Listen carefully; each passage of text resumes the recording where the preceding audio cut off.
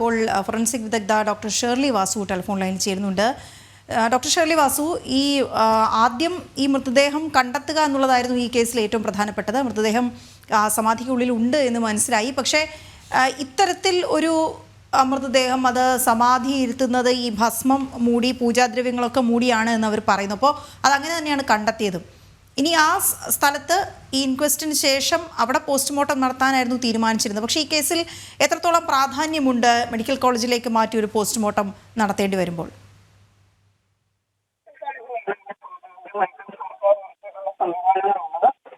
Table, വെള്ളം, അതിൻ്റെ adequate lighting, അതിനുള്ള സഹായി പ്രവർത്തനങ്ങൾ, നമുക്ക് ആവശ്യമുള്ള സാമ്പിൾ കളക്ഷൻ ബോട്ടിൽസ് എല്ലാം റെഡിയാണ്. അപ്പം ഇതെല്ലാം അനുകൂല സാഹചര്യങ്ങൾ അത് തന്നെയാണ്. തീരെ നിവൃത്തിയൊന്നും ഇല്ലെങ്കിൽ, അതായത് അസ്വാഭാവിക ഹാങ്ങിങ് അങ്ങനെയൊക്കെയുള്ള കേസുകളാണ് ഈ സൈറ്റിൽ വെച്ചിട്ട് കഴുത്ത് കെട്ടുമുറുകയോ അങ്ങനെയൊക്കെയുള്ള ലിമിറ്റഡ് സാഹചര്യം മാത്രം നോക്കേണ്ടതാണെങ്കിൽ ചിലപ്പോൾ അവിടെ തന്നെ ചെയ്യുന്നുണ്ട്. പക്ഷേ ഇന്നത്തെ സാഹചര്യത്തിൽ ആസ്പത്രിയിലുള്ള പരിശോധന തന്നെയാണ് എപ്പോഴും അദ്ദേഹത്തിന് അർഹിക്കുന്നതും അദ്ദേഹത്തിൻ്റെ അവകാശമാണ്. പക്ഷേ ഈ ഒരു സാഹചര്യത്തിൽ, അതായത് ഈ സമാധി എന്ന് പറയുന്ന അവരുടെ ചില വിശ്വാസങ്ങൾക്കനുസരിച്ചാണ് അവരത് ചെയ്തിരിക്കുന്നത്. അപ്പോൾ നെഞ്ചുവരെ ഭസ്മം മൂടിയിരുന്നു, മറ്റ് പൂജാദ്രവ്യങ്ങളൊക്കെ ഉണ്ടായിരുന്നു എന്നാണ് പറയുന്നത്. അതിൽ ഈ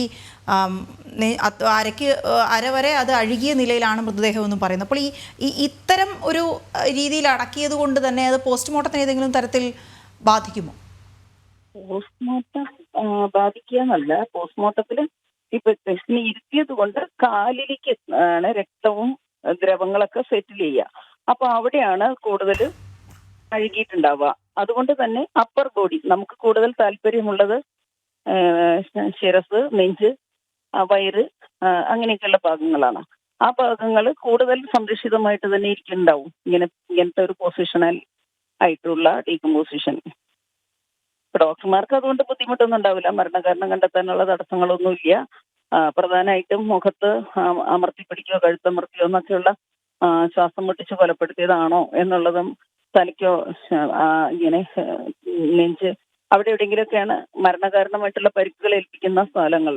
അപ്പൊ ആ സ്ഥലങ്ങളൊക്കെ ഇൻടാക്ട് ആയിട്ട് ഇരിക്കാനുള്ള സാധ്യത കൂടുതലാണ് ഇങ്ങനെ ഇവർ ഇരുത്തിയത് കൊണ്ട്.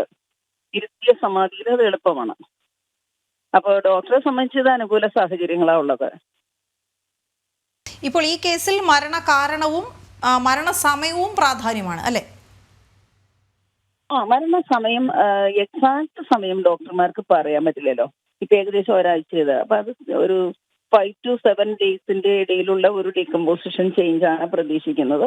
അത് ഇപ്പൊ ഇങ്ങനെ പൊസിഷണൽ 6-7 ദിവസം ഇരുത്തിയത് കൊണ്ട് PMS നമ്മൾ പറയില്ലേ, പോസ്റ്റ്മോർട്ടം സ്റ്റെയിനിങ്, അല്ലെ ബ്ലഡൊക്കെ സെറ്റിൽ ചെയ്ത് പോകുന്നത് താഴെ. അപ്പൊ ഇദ്ദേഹത്തിന്റെ ഇപ്പൊ ഒരു പ്രത്യേകമായിട്ടുള്ള താഴെയുള്ള ഒരു അവയവമൊക്കെ ചോദിച്ചു കഴിഞ്ഞാൽ അത് ചിലപ്പം കിട്ടില്ല.